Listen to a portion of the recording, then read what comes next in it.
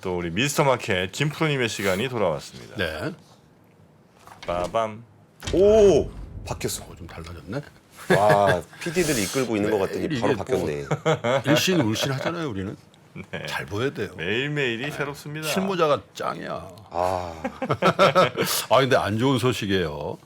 사실 이게 어제 나온 뉴스인데 사실 제가 좀 따끈따끈한 뉴스 중에서 고르려 그러는데요. 사실 이 뉴스는 아까 권순우 권순우 팀장이 얘기한 거와 연결해서 조금 심각한 뉴스라서 좀 리마인드가 할 필요성이 있어 보여서 갖고 왔어요. 아까 그 울산 얘기했잖아요. 네. 그러니까 지난 주말에 우리 권 기자하고 저하고 울산의 울주군청에서 뭐 강연이 있어서 둘이서 같이 갔다 왔는데 이제 그 권 팀장은 뭐 와이프도 애들도 이제 서울에 있으니까 저녁 먹고 KTX 올라가고 저는 이제 집사람하고 그 호텔에 하루 잤거든요. 네. 근데 저는 처음이었어요. 체크인을 하는데 그 체크인 담당자가 이렇게 리셉션에서 저한테 그러더라고. 저기 손님 뷰를 어느 뷰로 드릴까요? 그래서 내가 뷰가 이제 아마 태화강 뷰나 동해안 뷰겠다. 그래서 딱 얘기를 했더니 그게 아니고 시티뷰, 공장뷰. 공장뷰가 있어요? 아니 난 전 세계에서 처음인 것 같아. 내가 여러 호텔을 가봤잖아. 그랬더니 선택을 하라는데 시티뷰, 공장뷰예요. 그래서 내가 어디를 선택했어요? 공장뷰. 처음이니까. 예, 예. 그래서 올라가 봤어요. 19층이더라고 객실이. 딱 창문을 여니까 와 어메이징한 광경이 있는 거야.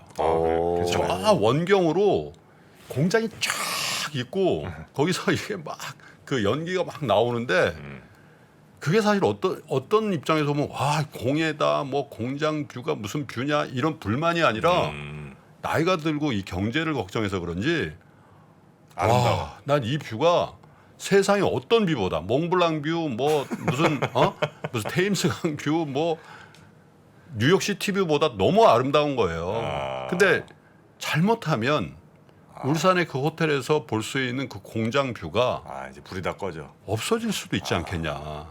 이제 그런 걱정을 하면서 이제 서울에 왔는데 말씀 중간에 죄송한데 네. 그 연기라고 하시면 안 되고 네. 거의 배기가스 그 오염물질 배출하는 거 아니라 보통 대부분 수증기. 그러니까 수증기. 되게 싫어합니다. 공장에서 그 연기라 그러면. 둘이 사이가 영 안 붙어지네요. 네. 우리 협력과 긴장이 어쨌든. 네. 근데 이제 우리나라 수출의 최전선 기지가 사실 울산 아니에요? 거의 자동차도 만들고 석유화학도 만들고 그러는데 지난 10일까지 수출액이 전년 동기 대비해서 20% 줄었습니다. 물론 이제 조업일수를 감안해서 보면 조업일수가 0.5일 줄었기 때문에 이걸 감안해서 보면은 12.2%가 줄었어요. 지금까지 우리가 걱정했던 거는 무역 욕조가 발생합니다. 예. 그걸 걱정했지. 전년 동기 대비해서 수출이 줍니다. 이거는 사실 걱정이에요. 왜냐하면 거의 매월 월간으로 사상 최고입니다. 물론 이제 10일 다니고 사실 조업일수가 5일밖에 안 되기 때문에 30일까지 이렇게 결산을 해봐야 되겠죠. 정부 관계자도 아직까지는 이거 통관 기준은 5일짜리니까 걱정할 필요 없습니다. 이렇게 코멘트를 했습니다. 그런데 사실은 이 무역 그 규모가 줄어드는 게 과연 이게 일시적일까?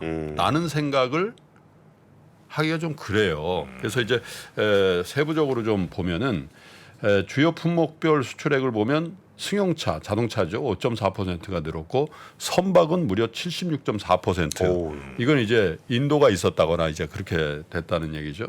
근데 대부분 다 줄었습니다. 특별히 사실 우리 수출에 가장 큰 역할을 해야 되는 반도체가 20.6% 줄었고요. 석유 제품 21.3%, 철강이 36.1%, 무선 통신기기 스마트폰이죠. 21% 줄었고 자동차 부품 14%. 숫자가 너무 커요. 네, 그냥 이게 뭐 0. 이런 게 아니에요. 가전제품 29.9 이렇게 줄었고 지역별로는 예전에 이렇게 제가 이 통계를 한 달에 한 번씩 발표해드리면 전 지역 다 늘었습니다. 뭐 중국을 빼고 다 늘었습니다. 이 정도 했거든요. 이번엔 유럽연합을 빼고 다 줄었어요. 유럽연합이 11.1% 늘었고요. 중국이 무려 23.4%, 미국마저 21.4%, 베트남 11.9%, 일본 35.5%, 대만 37.6%, 인도 마이너스 5.6, 싱가포르 마이너스 10.4, 13.4. 저는 최근 몇 년 동안 제가 수출 실적, 물론 이제 10일짜리이긴 합니다. 수출 실적에 대해서 코멘트를, 이거는 뭐 뉴스 브리핑 하는 사람한테 가장 좋은 재료이기 때문에 예. 거의 빠짐없이 해드립니다만은 이런 류의 숫자를 얘기한 건 처음인 것 같아요. 예. 실제로. 그래서 굉장히 심각하다.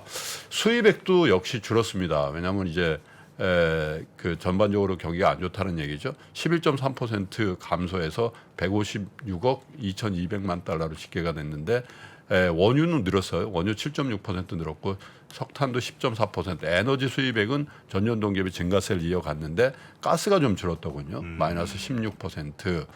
이렇게 되니까 무선통신기기가 많이 늘었습니다. 이거 애플이란 뜻이잖아요. 예. 39.1, 반도체 제조 장비 19.8, 승용차도 늘었습니다. 37.1% 늘었고 석유 제품 뭐 가격 때문에 그런 것 같은데 마이너스 14, 기계류 마이너스 9, 정밀기계 21 이렇게 돼 있거든요. 연간으로요. 지금까지 10월 10일까지 무역 수지 적자 규모가 327달러인데 이게 연간으로 사상 처음으로 300억 달러를 넘어섭니다. 사상 처음입니다. 작년 같은 기간에는 무려 221억 흑자였거든요. 네. 진짜요. 예. 그러니까 221 플러스 327 하면 거의 550억 달러. 적자 폭이 늘었다. 마이너스가 됐다라는 얘기죠. 그렇죠? 그래서 아마 올해 연간으로 이 정도 규모가 수준이 확정이 된다면 무역 통계 사상 가장 큰 적자 연간. 근데 이게 더 늘어나겠죠. 늘어날 가능성이 있어 보여요. 예. 계속 지금 5개월 연속 무역 적자고 그러니까요. 6개월 계속 될 것 같다라는 그런 생각이 드는데 그리고 월 기준으로 우리나라 무역 수지가 작년 12월에 20개월 만에 적자로 돌아섰거든요. 그랬다가 2, 3월에 소폭 흑자됐다가 4월부터 9월까지 5개월 연속 적자 나고 6개월 연속 적자 확실시 이렇게 되는 건데 6개월 연속 적자는 97년 5월 이후 25년 만이죠. IMF 97년 때문에요. 5월이라는 게 IMF 그 바로 직전 절정일 때 그때잖아요. 그래서 이건 좀 심각하다라는 생각이 드는데 그러면 이게 무역 적자와 수출액이 주는 거 두 가지 다 문제가 생긴 거거든요. 무역 적자는 사실은 에너지 수입액이 급증하면서 어쩔 수 없는 부분이 있었다. 뭐 그렇게 해서 익스큐즈를 해왔는데 수출액 자체가 이렇게 만약에 월간으로 만약에 조업일수 감안하더라도 10% 이상 준다. 제가 항상 말씀드리잖아요. 이익은 줄 수 있어요. 예. 예, 왜냐하면 이거 뭐 예를 들면 인건비가 더 나갔다든지 뭐 이런 거. 근데 매출이 줄면은 그거는 장사하는 사람들이 심각하게 생각합니다. 뭔가 문제가 있다는 얘기죠. 굉장한 경쟁자가 생겼거나 아니면 나의 어떤 서비스나 제품에 문제가 생겼다고 보고 뭔가의 구조조정에 나서는 순간이 뭐냐면 장사하고 사업하시는 분들이 매출이 주는 겁니다. 그렇죠. 근데 수출이 준다는 건 매출이 주는 효과가 있는 거잖아요. 그래서 이게 과연 구조적인 수출의 퇴조냐 아니면 일시적이냐 이제 점점 이것도 트랜지토리 일시적이다라는 어떤 그 분석에서 그게 아니다라는 쪽으로 가고 있죠. 예. 미국 연준만 그런 게 아니라 우리가 수출을 보는 시각도 구조적인 거다 이렇게 보는 시각들이 더 우세해지는데 그게 뭐냐면 덩어리가 빠져서 그래요. 중국. 예. 뭐 미국이 많이 사준다 뭐 그러지만 이 워낙 큰 덩어리거든요. 네. 근데 이게 사실은 이 중국에 대한 시각도 좀 브레이크다운해서 봐야 되는 게 과연 이게 중국의 봉쇄 때문에 그런 거냐 아닌 것 같다라는 거죠. 왜냐하면 현대차 안 팔리죠. 이게 덩어리잖아요. 예. 예. 삼성 스마트폰 안 팔리죠. 거의 마켓시어 제로에 가깝잖아요. 네. 그죠? 그다음에 그 외에도 여러 가지 품목들이 아예 그 수출이 조금 주는 게 아니라 끊어지는 종목들이 많이 나와요. 화장품 같은 것도 그렇죠.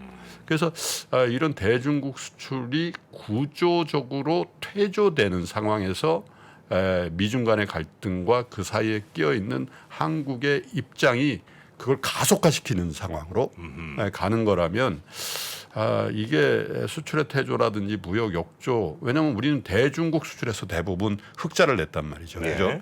그렇기 때문에 이 부분을 우리가 일시적으로 보기가 좀 어려울 것 같다. 또 한 가지 걱정은 자 아까 권 팀장이 지적한 건데 IRA라는 법안 때문에 우리의 생산 기지를 우리나라에서 미국으로 옮겨야 되는데 그러면 여기서 부품이라든지 이런 게 다 따라가냐? 못 따라갑니다. 예, 못 따라갈 뿐더러 고용을 거기서 하죠. 예. 그럼 거기서 만약에 돈을 많이 벌어서 과시송금 이렇게 할 수 있냐? 그게 안 돼요. 거기서 또 추가 투자해야 되고 그렇게 되거든요.